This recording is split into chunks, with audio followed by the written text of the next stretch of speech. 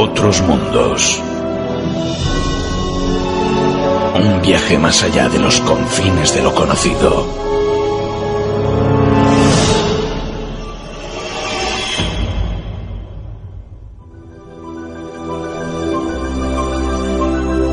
Universo desconocido.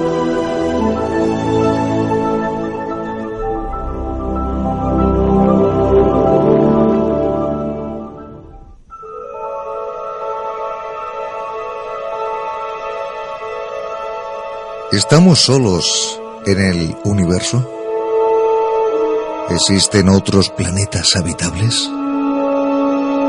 ¿Qué condiciones son esenciales para la vida? ¿Cuántas civilizaciones extraterrestres podríamos detectar? ¿Existen otras dimensiones? ¿Otros universos? ¿Inteligencia artificial? Cada año las probabilidades de encontrar vida en otros puntos del cosmos va en aumento. El posible contacto con otros seres del espacio se torna cada vez más real. Y hoy hablamos de la búsqueda de vida extraterrestre con nuestro querido también tripulante, Luis Débora. Luis, buenas noches. Buenas noches, Javier. Un saludo, y un saludo, por supuesto, para todos los oyentes también. ¿Te parece bien que directamente comencemos a realizar nuestro viaje esta noche contigo? Pues perfecto. Cuando quieras despegamos. Pues vamos, sí, a la búsqueda de vida extraterrestre, cuando quieras. Pues sí, pues aprovechando, bueno, ya son 55 años desde la primera, la original fórmula planteada por Drake. Pues aprovechando que me he aventurado también a realizar unas cuantas modificaciones, pues vamos a hablar de ello. Pues para la búsqueda de vida extraterrestre, basándonos en la vida como la conocemos en nuestro planeta, pues deberíamos examinar biomarcadores muy evidentes, cuya existencia podría servir para desechar su existencia. Bastaría, por ejemplo, con encontrar in situ, es decir, viajando allí y encontrar alguna de las características exclusivas de la vida en la Tierra, como son el ADN, las proteínas, y desde la distancia, pues utilizando medios tecnológicos como los telescopios, se convierte en una tarea casi imposible encontrar estas características exclusivas. El biomarcador más notorio desde la distancia podría ser el alejamiento del equilibrio termodinámico, sobre todo el que afecte a su atmósfera, aunque pueda haber vida que no deje rastros, por ejemplo, notables en su atmósfera.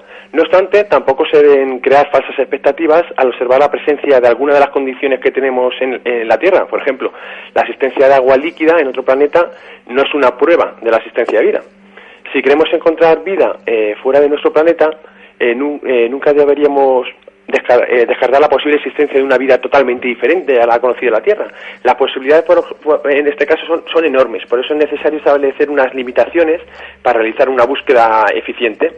La vida podía evolucionar de manera independientemente a partir de estructuras ancestrales distintas y con procesos de desarrollo totalmente diferentes. Por ejemplo, Javier, en los ojos de los pulpos y de los vertebrados son muy parecidos, pero evolucionaron de manera, por ejemplo, independiente. Es lo que se conoce como evolución convergente. Pues tal vez la posibilidad de la existencia de otros universos también, con características diferentes al nuestro, permitiría la existencia de una vida totalmente diferente. Por ejemplo, el astrónomo A. Fred Hoyle pensaba que otro universo pudo conectar con el nuestro, alterando con ello las condiciones de nuestro cosmos y que provocaron posteriormente el surgimiento de la vida. Pues yo en la fórmula, una de las cosas que he cambiado, por ejemplo, es FU, que yo llamaba la fracción de tiempo del universo, donde se dan las condiciones para la vida. La fracción de tiempo equivale a T dividido entre la edad del universo, que son 13.800 millones de años, y donde T es el tiempo que lleva el universo con condiciones aptas para la vida. Javier, el universo está especialmente equipado para generar vida. La vida es frágil, pero a la vez tenaz, aunque solo puede darse cuando se reúnen unas ciertas condiciones. Una vez que ha conquistado ya algún lugar, puede moldearlo y adaptarse a los cambios para mantenerse el mayor tiempo posible. Pues el universo puede tener millones de planetas, pero únicamente conocemos la existencia de vida en uno de ellos, nuestro planeta, la Tierra. Puede que la vida aparezca de forma simple, en periodos relativamente cortos, y la vida más compleja pues necesite de miles de millones de años. La complejidad de la vida nace entre el caos y el orden, pero más bien siempre casi en el límite del caos. en nuestro inmenso universo la vida ha podido surgir de forma diferente a la que conocemos. Y podría ser tan diferente que describirla solo está al alcance de nuestra imaginación.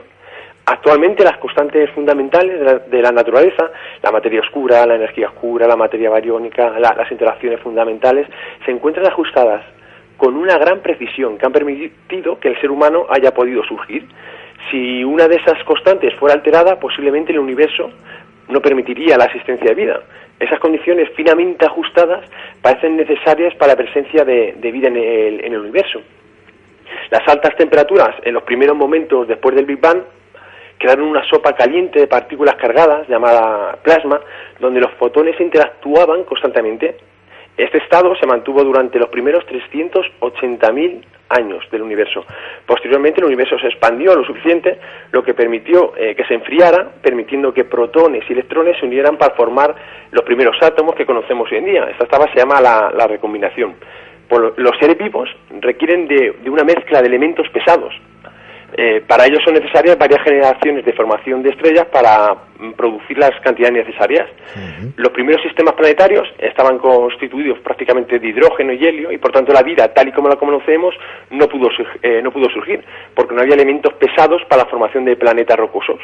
Las estrellas y los planetas con elementos químicos pesados se crearon gracias a la muerte de generaciones anteriores de estrellas masivas que esparcieron el material por el universo al explotar en supernovas. Déjame preguntarte, Arto, algo. Los datos que vas aportando obviamente son muy interesantes, pero me gustaría saber, vamos a ver, en un principio, cuando hablamos de la posibilidad de que la vida llegó del exterior, puede ser, Luis, que en ese pasado muy remoto llegaran a la Tierra, a este planeta, pues también dijéramos ese caldo de cultivo, pero al no tener el planeta todavía las características necesarias para que la vida sea o pudiera ser un hecho, ¿tú crees que sí pudimos recibir en un principio también ese caldo de cultivo, pero realmente no hizo nada, no? Lo que conocemos como panspermia. Por ejemplo. Primero se tienen que dar las condiciones necesarias para que surja la vida, y para ello primero es necesario elementos más pesados, porque todos los seres vivos están compuestos por elementos más pesados que el helio y el hidrógeno. Sí. Y una vez que ya esas condiciones se dan en el universo, evidentemente se puede propagar esas semillas con lo que conocemos hoy por panspermia. Pero que al principio quizás la Tierra no estaba todavía preparada para recibir las semillas. Cuando se formó la Tierra sí ya estaba preparada, porque la Tierra ya se pudo formar gracias a que ya había elementos más pesados, por eso se formó la Tierra, porque si no, no habría ni hierro, no había ciertos elementos químicos para formar planetas rocosos.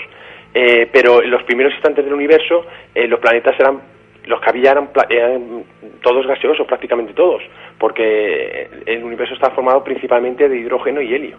Ajá, perfecto. Seguimos. Pues bueno, pues esas nubes nubes de gas y polvo proporcionan ese material adecuado para la formación de nuevos sistemas planetarios. Por ejemplo, nuestra estrella posiblemente, lo que acabamos de comentar, es de tercera generación, es decir, que contiene en torno a un 2% de elementos pesados, lo que ha contribuido que nuestro sistema solar pues tenga lo que estábamos hablando, esos planetas rocosos. Pues basta con un 0,5 de elementos pesados para la formación de planetas rocosos. Tal vez los primeros planetas rocosos aparecieron cuando el universo tenía 2.000 millones de años. Si tenemos estos datos en cuenta y añadimos que la vida tardó en florecer en la Tierra unos 800 millones de años y tuvieron que pasar otros 3.800 millones de años para que naciera el ser humano, el sistema planetario con presencia de vida más antiguo del universo pudo surgir hace 11.000 millones de años. Y una vida parecida a la humana pudo surgir hace 7.200 millones de años. Es decir, los datos que acabamos de decir, con la pregunta que me acabas de hacer, es decir, la vida tal y como la conocemos, como la del ser humano, las condiciones ya empezaron a darse a partir de los hace 7.200 millones de años. Es decir, Javier, todavía faltarían unos 2.600 millones de años para que se formara la Tierra. Claro.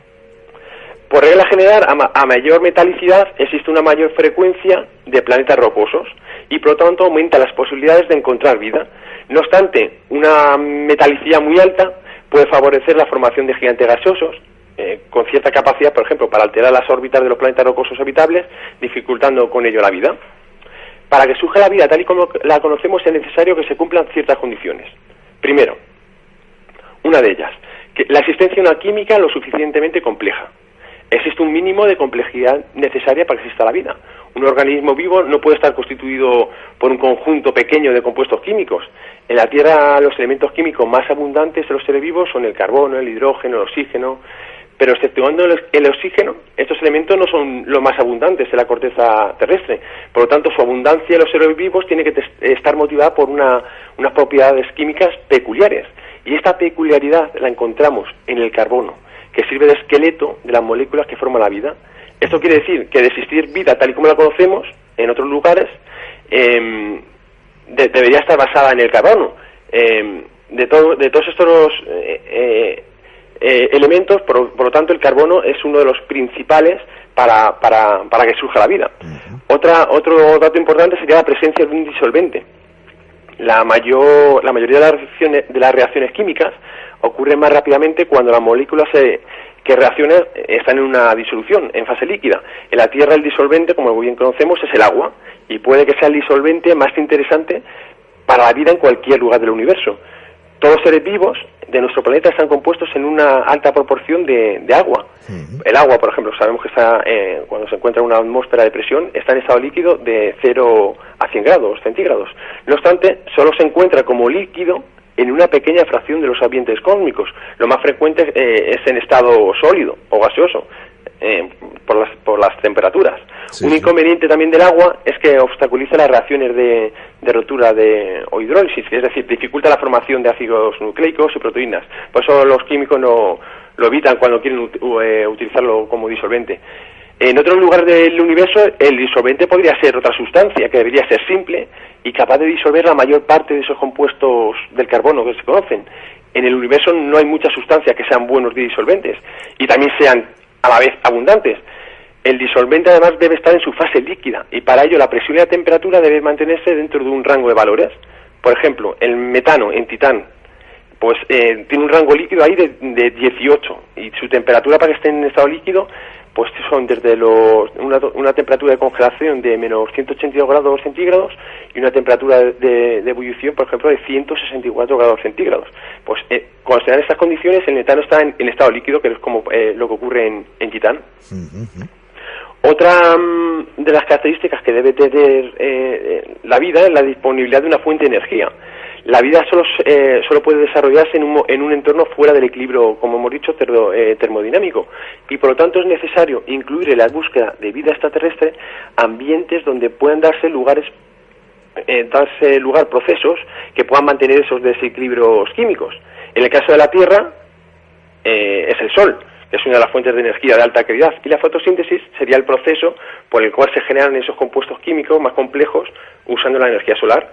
Desequilibrios y fuentes de energía existen en abundancia por el universo, siendo las más destacadas, como hemos dicho, por las estrellas.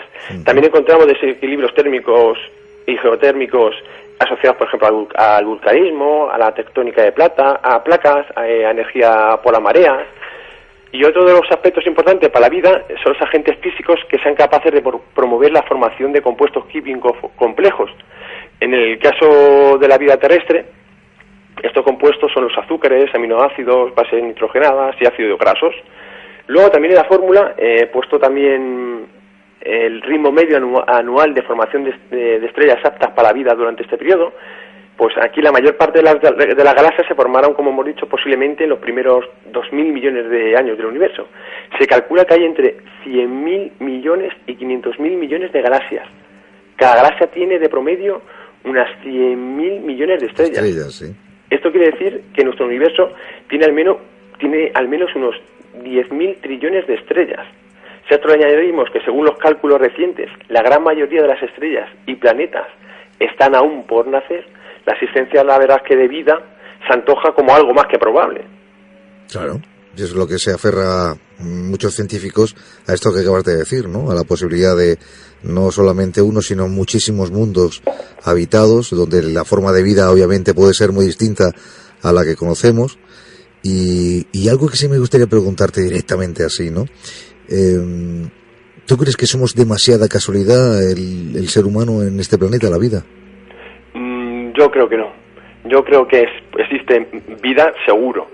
Lo que pasa que estamos observando tenemos acceso a una parte muy pequeña debido a nuestros avances tecnológicos, a una parte muy pequeña, y luego las distancias también son enormes.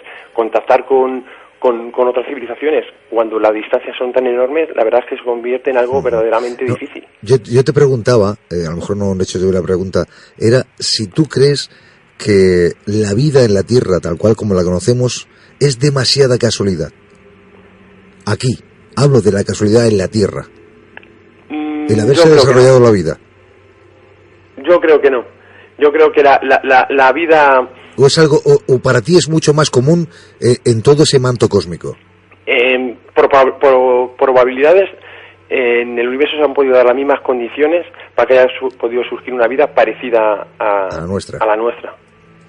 Simplemente por probabilidades. Claro.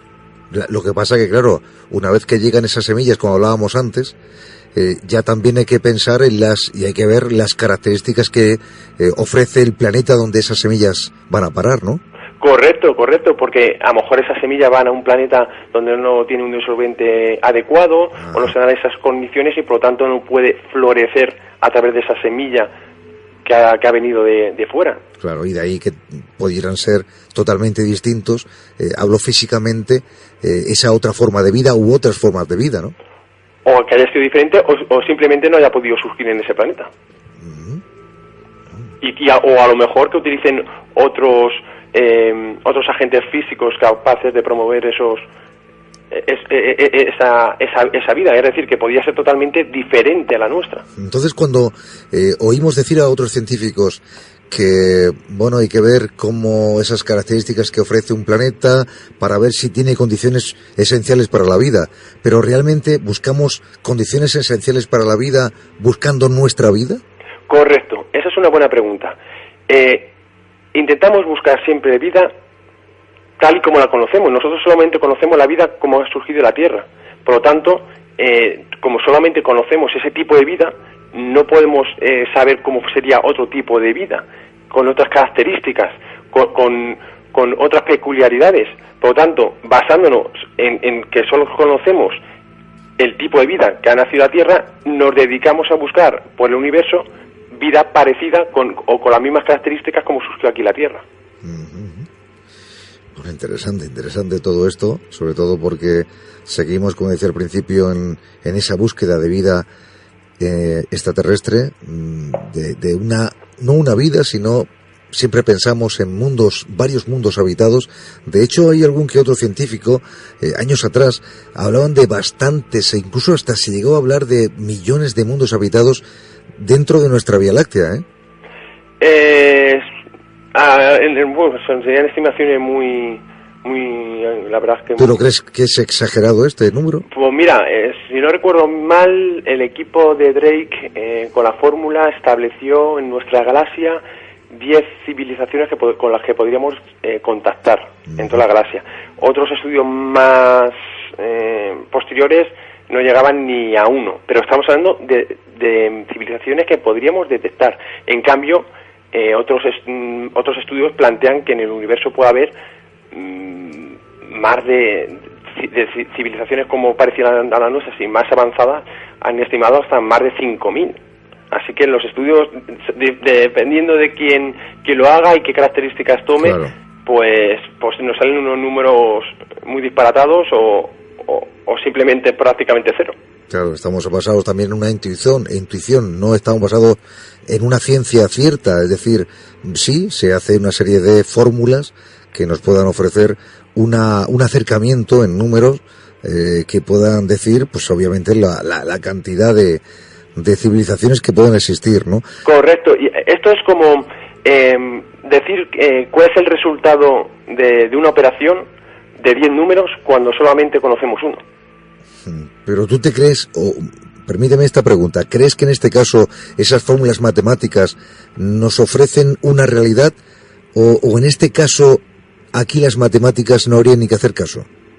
Si te refieres a las fórmulas para detectar vida, sí, Es una manera de orientativa de establecer cómo de difícil o tendríamos la capacidad de detectar con la tecnología actual una civilización, pero simplemente son orientativas. Es como lo que te he dicho hace un momentito, es como tenemos 10 números y de los 10 números solamente conocemos uno, no podemos saber el resultado, nos faltan muchos datos, nos faltan todavía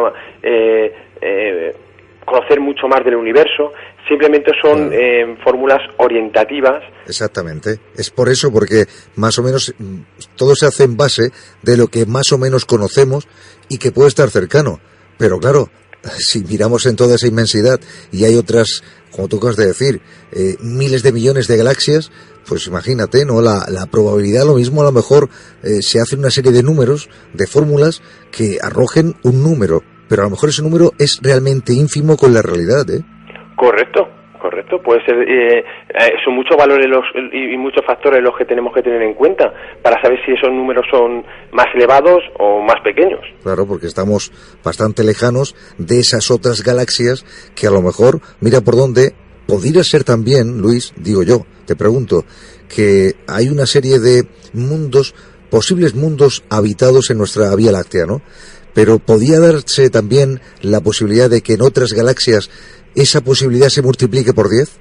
Por supuesto, puede ser una galaxia con elementos químicos más pesados y por lo tanto se hayan formado más planetas rocosos, o que estén formados, por ejemplo, por estrellas que ahora hablaremos de las estrellas, el tipo de estrellas que deben de tener óptimas para que se pueda generar la vida.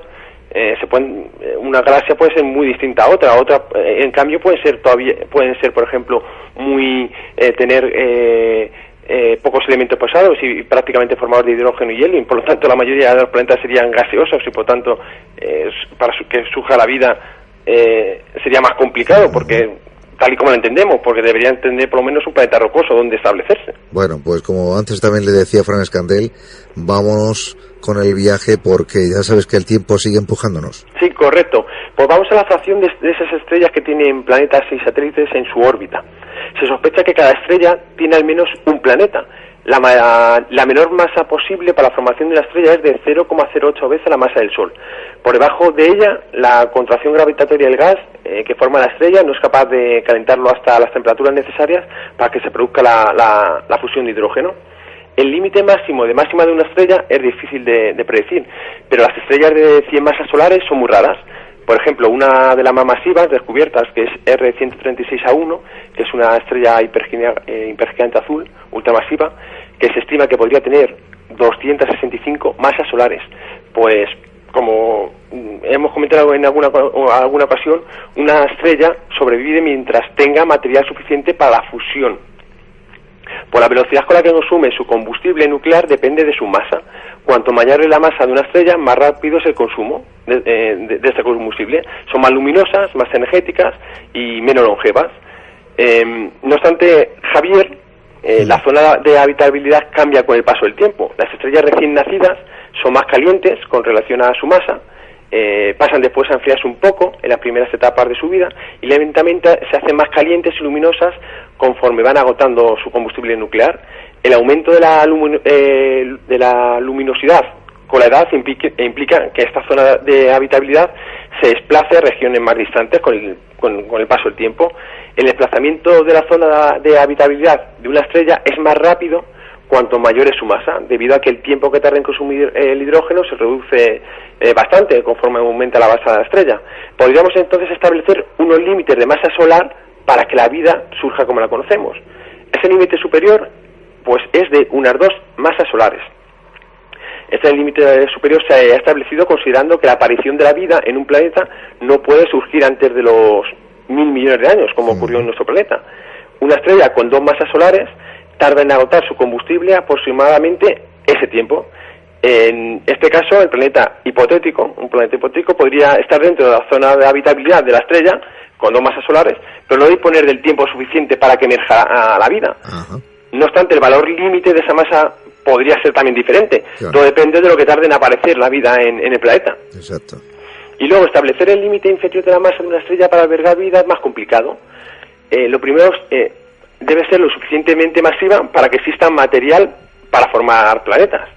Luego, las estrellas con poca masa tienen una zona de habitabilidad reducida y muy cercana a ellas. Esto puede provocar, debido a las fuerzas de marea, que un planeta sincronice la rotación sobre su propio eje con su movimiento de traslación, como ocurre con la Luna, que siempre muestra la misma cara hacia la Tierra. Si la sincronización es perfecta, una de las caras del planeta disfrutará de un eterno día, mientras que la otra cara del planeta padecerá una incesante oscuridad, con una atmósfera, por ejemplo, en este caso congelada e incompatible para la vida, es lo que se conoce como Tierra-ojo, por su parecido con un globo ocular. Teniendo esto en cuenta y suponiendo que la vida emerge después de los 1.000 millones de años, la mínima masa que puede tener una estrella para que tenga planetas habitables es del orden de 0,6 masas solares. Estas estrellas tienen una vida estimada de 70.000 millones de años. Con esa masa estelar, la zona de habitabilidad estaría, por ejemplo, situada entre 0,25 y 0,36 unidades astronómicas. Un planeta ubicado en el borde exterior de esa zona de habitabilidad podría permanecer en una zona apropiada para la vida durante 50.000 millones de años. Es decir, casi 3 veces más que la edad de nuestro universo. Si la estrella, en cambio, tiene 0,8 masas solares, el planeta podría estar 18.000 millones de años en la zona de habitabilidad. Las estrellas con menos de 0,6 masas solares tienen esa zona de habitabilidad mucho más próximas y, por lo tanto, los planetas que quedan en rotación síncrona en menos de esos 1.000 años que hemos establecido para que se establezcan las condiciones para la vida. Otro de los factores es el número de planetas y satélites de esas estrellas donde es posible la vida biológica, y yo aquí he añadido posbiológica, la inteligencia artificial. Los planetas nacieron al mismo tiempo que las estrellas, y existen 2 tipos de planetas: los rocosos, o también llamados telúricos, como la Tierra, y los gaseosos, como Júpiter. Los planetas gaseosos suelen ser más masivos y no tienen una frontera definida entre su atmósfera y su superficie sólida, como ocurre con los planetas rocosos. Es muy probable que la vida necesite de una superficie sólida, pero tampoco es una cosa que tampoco debamos descartar. Para la búsqueda de vida, entonces, nos interesan los planetas rocosos y algunos de los satélites de los gigantes gaseosos. No sé cómo de tiempo, si quieren me entretengo un poquito en qué condiciones son necesarias, como sus atmósferas, las intensidades que debería tener, lo que tú me digas, Javier. Yo creo que si te detienes demasiado, el tiempo se consume más rápidamente todavía, seguro, porque sabes tú que es así. Yo me gustaría que dieras más ya una pincelada de cosas, no voy a decir que esto no sea importante, pero algo que tú consideres más relevante dentro de lo que es todos los datos que tienes que aportar, y sobre todo, bueno, porque no sé si cabe alguna pregunta más, porque sí que me gustaría, pero lo que no quiero es romper todo ese guión mental que ibas ahora mismo y que querías plasmar aquí a través del micrófono y a través de las ondas para los oyentes, porque ya sabes que hay muchísimos que son muy seguidores de esta clase de asuntos. Pero al final todo esto que estás comentando, Luis, fíjate que parece todo al final, creo, como si fuera un gigantesco cerebro, ¿no? Es lo que parece el cosmos, ¿no? Sí, podríamos hacer un símil. Y funciona justamente cuando se reúnen ciertas condiciones. Es que incluso parece, ¿no? Porque los mundos, las galaxias, las estrellas, parece como si todo estuviera de una forma interconectado, ¿no? Y eso parece como si fuera un propio cerebro, ¿no? Pero en este caso cerebro cósmico, que, bueno, cada vez que hablamos de él, uno queda totalmente fascinado, no se cansa y parece que todo está ya acabado, todo está explicado, y sin embargo cada vez lo vemos más complejo todo. A la vez, la propia vida, fíjate, las características que tienen que tener esos planetas, como has explicado esta noche, o vienes explicando, pues todavía para mí lo hace más difícil, como antes también te preguntaba, ¿no? Que el ser humano esté en este planeta, que a la vez parece que miramos hacia ahí arriba y quizás pues alguna de esas estrellas estén iluminando a mundos que, como el nuestro, también fueron preñados de vida, ¿no? Pero todo esto de momento no lo sabemos, de ahí que esas conjeturas estén ahí y sobre todo esas fórmulas para saber si realmente existen otros mundos en el que la vida también ha sido posible, una vida más o menos similar a la nuestra, pero una vida porque a través de esas semillas pues los mundos han recibido, y quién sabe si esos mundos han sido capaces de dar luz a una vida que, como nuestro planeta, también nos dio a nosotros, ¿no? Correcto. Pues si quieres continuar rápidamente, te digo, por ejemplo, que es importante, por ejemplo, las atmósferas por efecto invernadero. Por ejemplo, aquí hay incluso algunos estudios que calculan que gracias al efecto invernadero podrían existir planetas errantes habitables, desligados de cualquier estrella, situados a unas 10 unidades astronómicas de la zona de habitabilidad. Un dato curioso. Luego la masa también es importante, porque los planetas rocosos pequeños, denominados mini tierras, con menos de la mitad de la masa terrestre, tampoco son buenos candidatos para encontrar vida. Estos planetas no pueden retener su atmósfera debido a su escasa gravedad. Y estos cuerpos también tienden a perder rápidamente la energía que sobró tras su formación y terminan geológicamente muertos. Se estima que tan solo en nuestra galaxia podría haber unos 8.800 millones de planetas potencialmente habitables. Muchos de ellos más antiguos que nuestro planeta.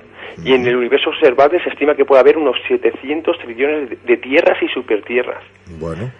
Otro de los factores importantes, por ejemplo, sería la excentricidad de su órbita. Hay que tenerlo también en cuenta. Si la excentricidad de una elipse, por ejemplo, es cercana a 1, sería larga y sería como un segmento recto. Si la excentricidad se encuentra cerca a 0, la elipse sería más circular. Pues algunos estudios plantean que la excentricidad debe ser inferior a 0,2 para que las temperaturas entre el verano y el invierno no sean excesivas. En el caso de la Tierra es de 0,017, es decir, casi circular, por lo que tiene un efecto mínimo en las temperaturas. Sí. Luego, otro aspecto que he puesto en la ecuación que he modificado de la ecuación de Drake es la fracción de esos planetas y satélites donde la vida inteligente biológica o posbiológica se ha desarrollado. Pues para nuestro Sol, en la actualidad, tomando como referencia el agua líquida, la zona de habitabilidad se encuentra entre 0,96 y 1,37 veces la distancia entre la Tierra y el Sol. Uh-huh. Nuestro planeta se encuentra justamente en el límite de la zona de habitabilidad.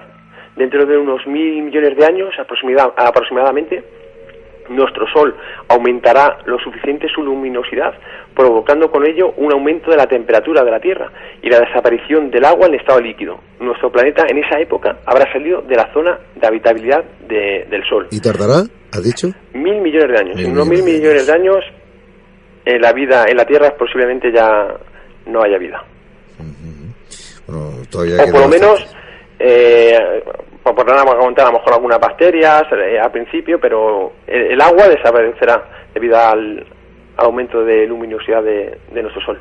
Bueno, ya digo que, como decía, que queda mucho todavía para que llegue esa época y mientras tanto, bueno, esperemos que todo vaya bien, que no haya ninguna catástrofe cósmica que nos haga desaparecer antes, ¿no?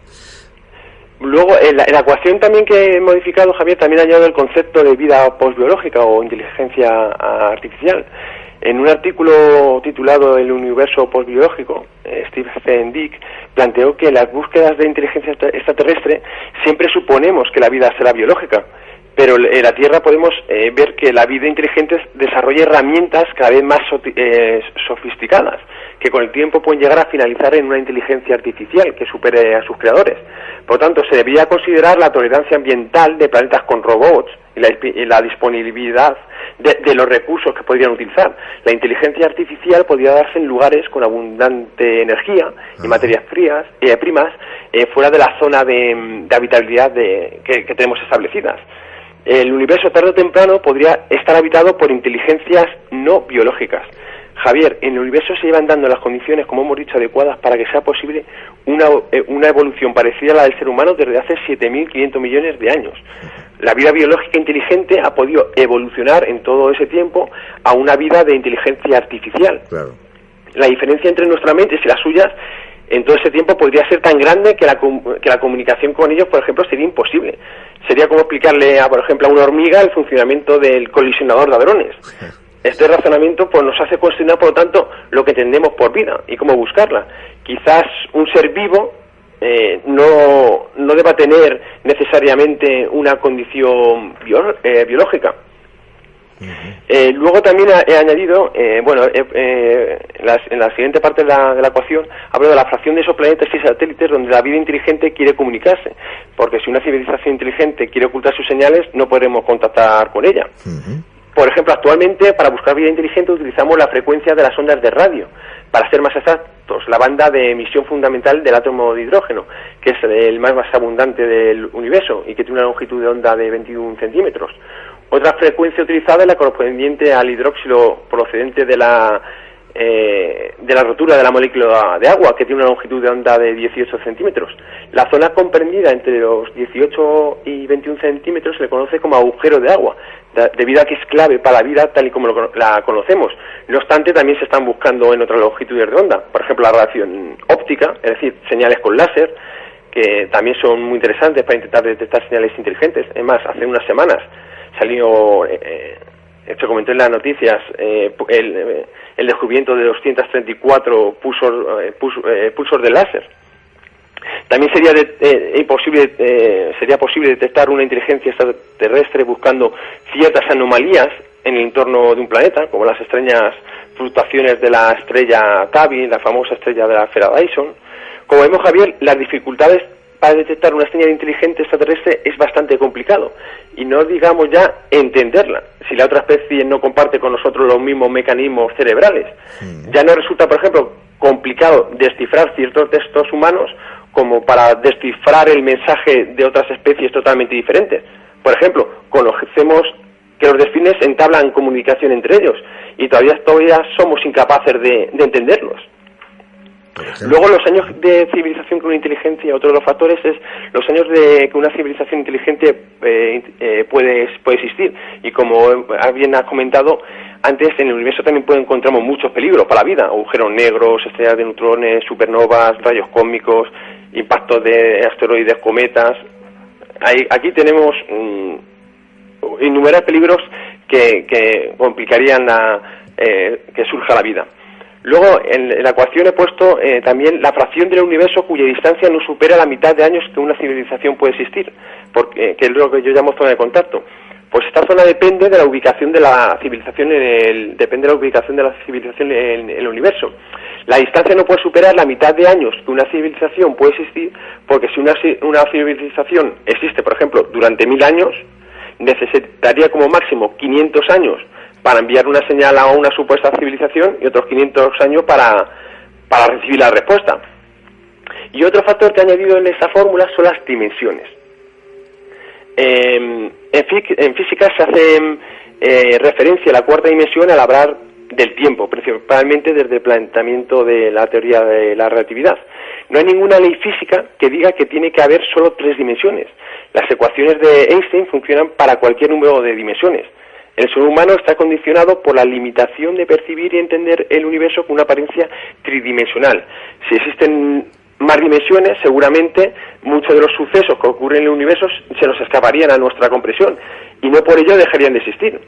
Estamos tan acostumbrados a estas 3 dimensiones espaciales que nos resulta difícil imaginar otras. En el universo no se creó para que pudiera ser observado por el ser humano, como siempre digo. El universo simplemente se creó y cada especie con sus limitaciones sensoriales intenta entenderlo. Para algunos científicos, la aparición de esa cuarta dimensión podría haber generado la energía extra necesaria para la expansión del universo, que es lo que hoy conocemos como energía oscura. Todo apunta a que las dimensiones se crearon cuando el universo comenzó a enfriarse después del Big Bang, cuando tenía tan solo una fracción de segundo. En ese momento la densidad alcanzó su primer valor máximo a una temperatura muy alta, creando el número de dimensiones espaciales que conocemos actualmente. Por lo tanto, las dimensiones se congelaron en 3 dimensiones espaciales, cuando la densidad y la temperatura alcanzaron un valor crítico. Un universo frío y con menos densidad prohíbe la transacción, por lo tanto, a otras dimensiones.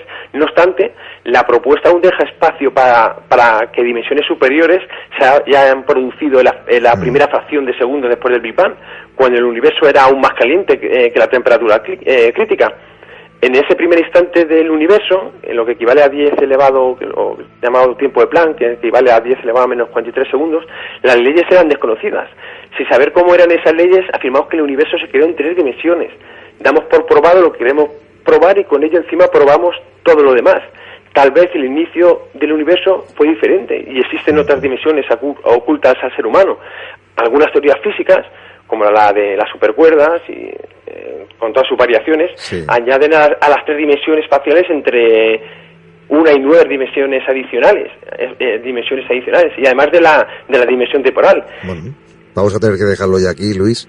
Sé que hay muchos datos que tienes para ofrecer y obviamente para los oyentes ávidos de conocer todo lo que se encuentra ahí fuera y sobre todo para esa búsqueda de vida extraterrestre, pero tenemos que dejarlo. Perfecto, Javier. Bueno, pues ya de todas formas iremos hablando en otra ocasión. Si hace falta hacer una segunda parte lo haremos y conoceremos más y más datos porque, bueno, Luis de Bora es, bueno, un gran conocedor de todo ese universo desconocido y así lo demuestra en cada ocasión en otros mundos. Pues estimado Luis, dejamos este asunto, si te parece bien. Perfecto, pues un saludo como siempre digo, Javier, y seguiremos buscando vida extraterrestre. Estupendo, buenas noches. Buenas noches.